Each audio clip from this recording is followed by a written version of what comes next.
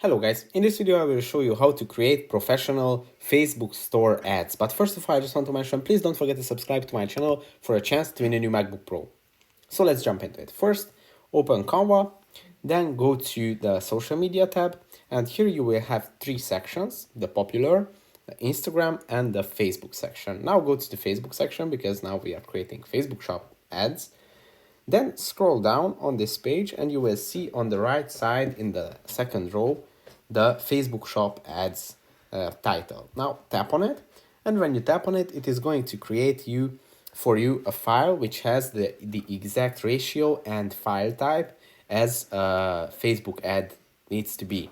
And now here you have two choices. You can either go and upload your own images, photos. You can select photos from the Canva library, which has like millions of photos on any different topics that you can imagine, and you can use these if you want. Or you can also add your own text, design elements, sounds, or anything.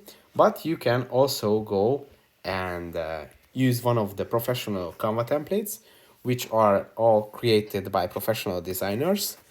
And with these elements and with these designs, you can reach much higher engagement rates and click-through rates and even sales, because these are made especially for sales and for stores, as you can see. And when you open one of these templates, you can go and customize it. You can change any text on it.